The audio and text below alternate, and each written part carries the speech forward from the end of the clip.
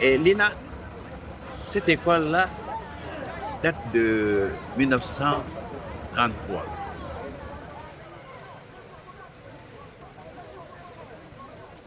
Au début, c'était l'école des artisans. C'est à partir de l'indépendance qu'on a donné le nom INA à l'école.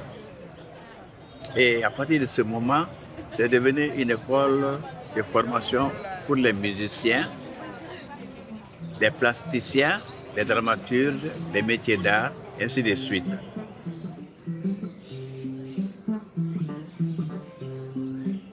Donc, c'est une école qui forme les jeunes artistes. Pour ce qui nous concerne, la musique.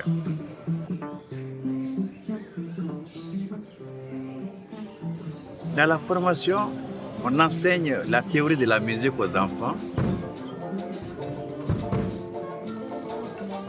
On enseigne le solfège et on apprend aux élèves à jouer les instruments tels que le piano, la flûte, la guitare, la batterie, le saxo, ainsi de suite.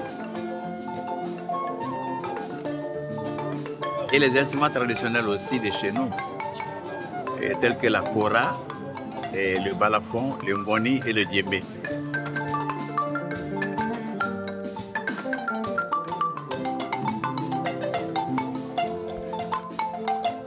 En plus de tout ça, dans le souci de la bonne formation des élèves, on a créé un atelier de musique, un atelier de pratique, de jeux d'ensemble.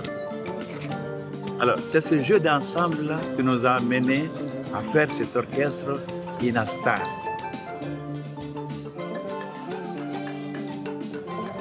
INA Stars qui a vu et beaucoup de nos artistes passer par là, tels que Habib Kouaté, tels que Oumar Koïta, Cheikh Tidiane. Il y en a beaucoup. Je suis chargé d'encadrer l'orchestre de l'INA. Si on veut, je détiens un peu le record de l'encadrement. Le record de l'encadrement de l'INA, de 2004 à 2008 et de 2013 à maintenant, à nos jours, à 2023. Vu le temps que j'ai passé dans l'encadrement de l'orchestre, il faudrait que quelque chose reste après moi, de mon travail. J'ai dit, DG, moi j'ai des chansons que j'ai composées, mais il y a plus de 20 ans. Parce que c'est un directeur un partenaire on est mis on a accompagné au projet d'album Benbaliso. C'est un projet de musique, mais aussi un projet social. C'est un projet qui met en contact les étudiants de l'Institut National des Arts, donc africains, maliens, et les étudiants de l'université américaine Jackson State University. C'est ce qui a fait qu'effectivement, avec le chef d'orchestre Abdraman Keïta, nous avons essayé de rencontrer le partenaire IFRA Africa. Et voilà, le projet est parti comme ça. Et après, on s'est dit, voilà, au-delà de tout, on peut enrichir davantage. Et pourquoi ne pas prendre les différents titres de l'orchestre depuis des années, les mettre ensemble et sortir un album. On est fiers de nous d'avoir travaillé avec d'autres élèves qui n'est pas ici au Mali, mais internationalement. Il y a un moment, on était allé à Manyamboukou, au studio IFRA Africa. Du coup, on a collaboré avec les élèves, les étudiants qui font de l'art, c'est-à-dire la musique. On était en direct avec eux, on a échangé quelques discussions. En fait, on nous a enseigné quelque chose là-bas qui était différent d'ici. On a beaucoup appris là-bas et du coup, on a travaillé, on a beaucoup répété concernant cet album. On a vraiment beaucoup répété.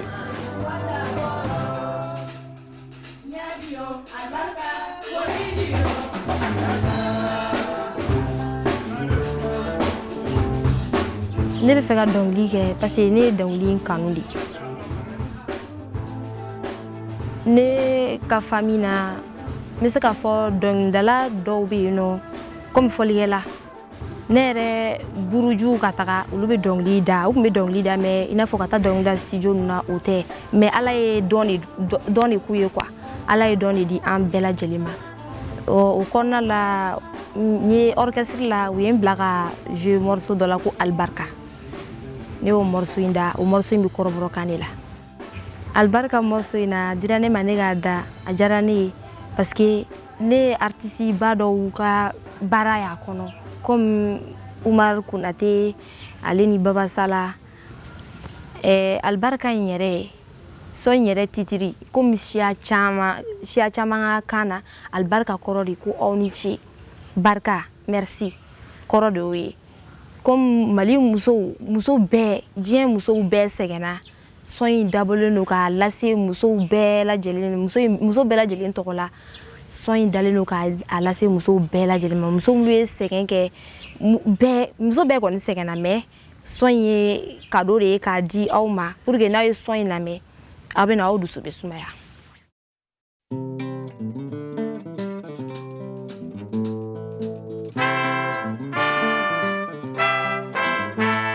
Nyadio Albarka Koindio Albarka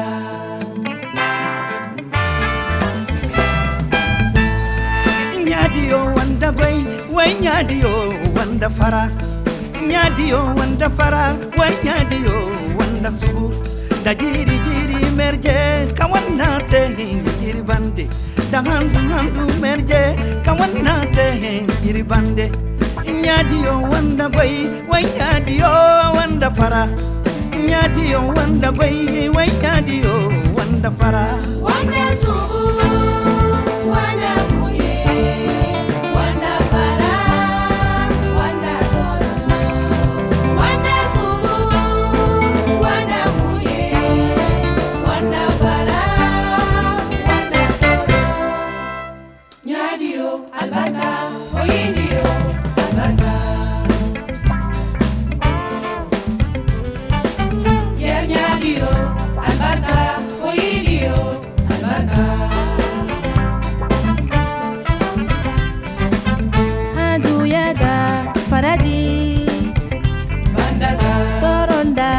Jaba kurna dam yer banda har yer makaburu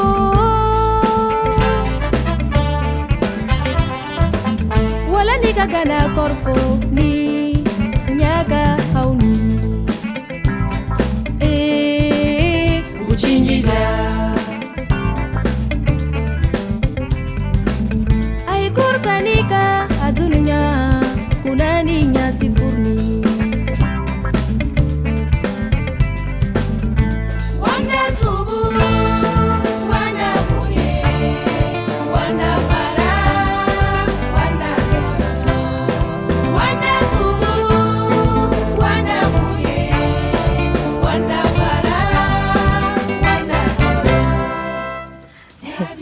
Albarka morceau ina ne ay ka fɔ musique couleur falina doni parce que ma dan Mali dɔrɔn ta ma an taara n'a ye jamana wɛrɛ kan wala instrument minnu donna la comme trompette ou saxo olu vin a ɲana la kojugu a y'a couleur falen yɛrɛ de a ye beauté dɔ de d'a ma mais goût ba de bɛ fɛn in na parce que a y'a beauté dɔ de d'a ma a couleur ɲana yɛrɛ de ɲana kojugu.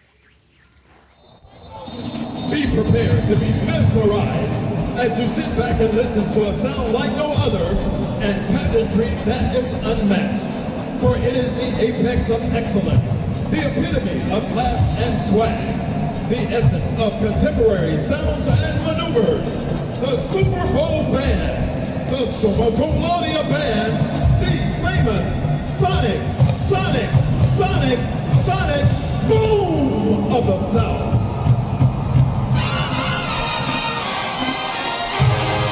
When you're at the game as a spectator, it's an aura. You can see and feel the energy of the people around you. It's something that you really can't describe, you have to feel it. And especially being in the band, when you turn that corner and you're marching into that stadium, and you see 60,000 people moving their pom-poms and getting up and screaming to see you, it's a really surreal feeling. Everyone in this building is here to support me. Everyone in here wants to see me prosper. Just seeing the band come in and seeing how much support the city of Jackson has for everyone in the band and at the university itself. And that's something that I feel like you really cannot get anywhere else.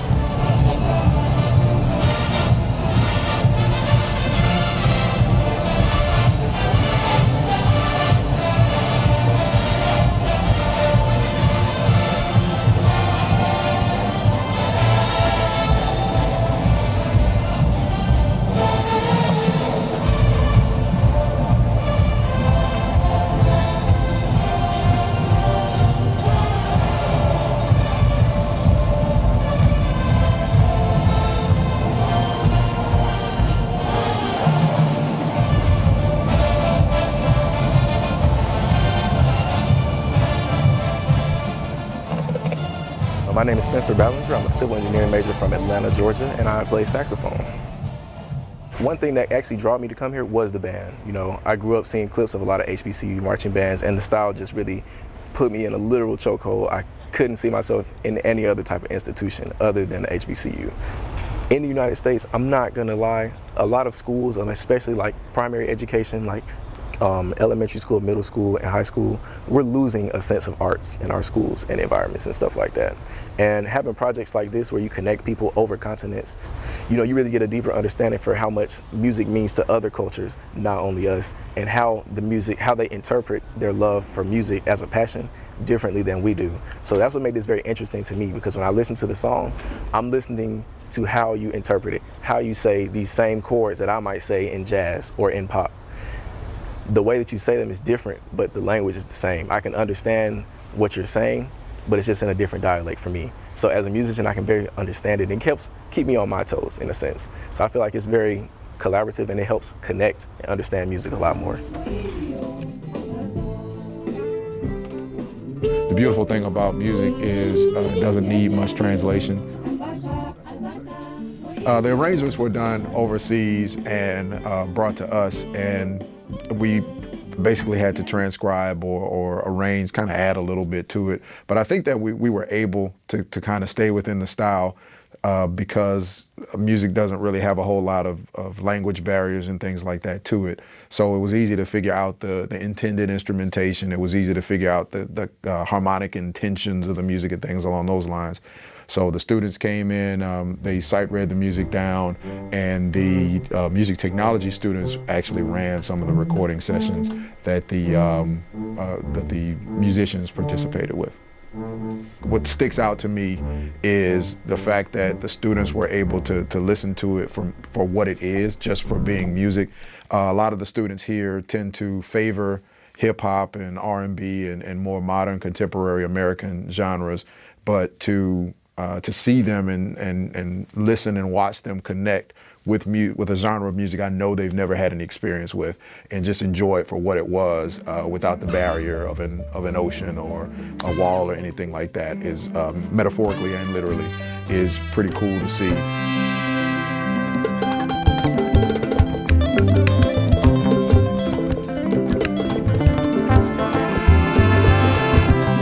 This project really made me have to think more outside of the box. So while I'm playing, my eyes are closed because I have to be in my own head to be able to get through a solo without second guessing myself. It's like I put myself in my own world in which it's just the music and me. Projects like this really matter, and I'm glad that the alumni were brought into it. Biggest thing that you can do, that any educator can do for a student, is to expose them. The students at Jackson State, and even the alumnus of Jackson State, are able to listen and see what is happening with music in other countries. It makes your brain work in many different ways, the critical thinking skills, as far as music is concerned, and how to make what our culture mix, meld, and work with someone else's. So that's the biggest thing that I think a project like this, accomplishes. The song we worked on tonight really had a definite Caribbean feel for me. As soon as I heard it, I was like, oh, that's got to be some type of calypso. Even if it's not the name, that's the style, that's the groove, and it's something I grew up with as a baby. So it was like, oh, I could really get into this. just being around that, hearing those different rhythms and feeling that, oh, those rhythms came from Africa and it's similar to where I came from, it's like, okay, I can see the connection. So this project exposing us, connecting these two far points together is another way of communicating. So I get to meet you, get to meet all the people that are working on this project. Now I have a place to call, I have a place to look for and for exploration. You can't buy that, you can't learn that in school. It's just next level experience. And so this project is beautiful for all that's involved because we get to connect and find our differences and find our similarities together and just move forward and make music. Yeah. Can we dwell in peace? Let's make room for love and understanding. The seas and trees of bumblebees give life to the world. So we should be in harmony to give life to a little boys and girls. Where others fail, we should try. We should try to live in peace and harmony.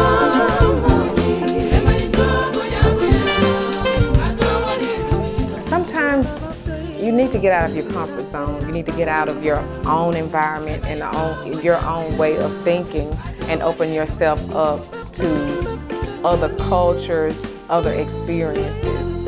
I mean, I just feel like, yeah, there's some uncharted territory.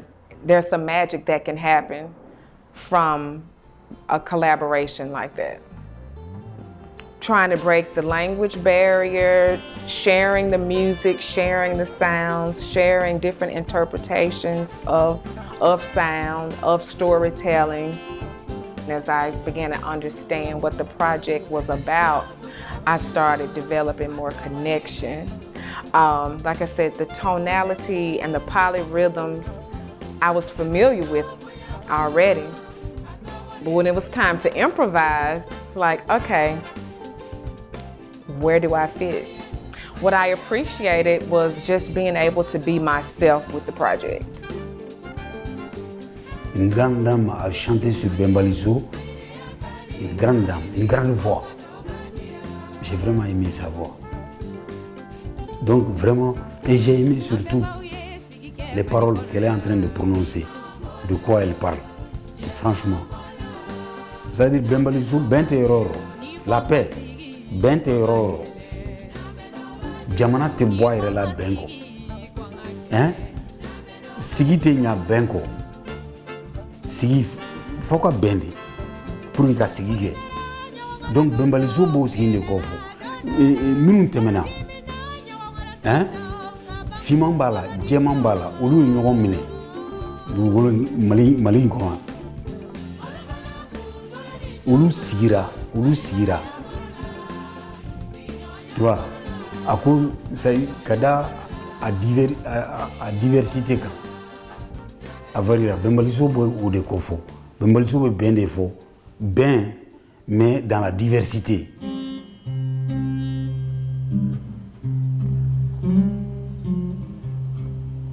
I think you can hear, if you listen closely to the music of Mississippi, you can hear the music of the Malian Empire.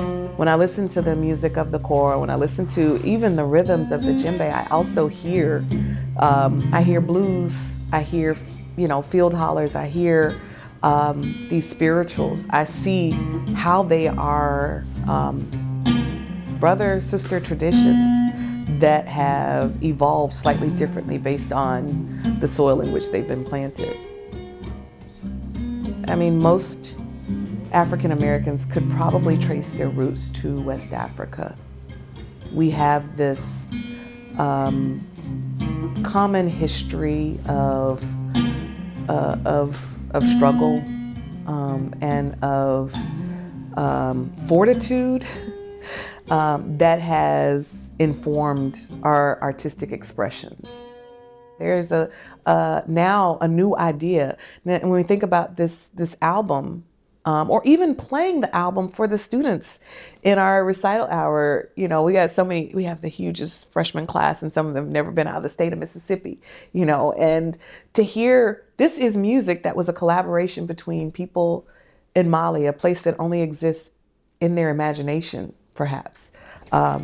And students right here at Jackson State, this is something that I could be a part of.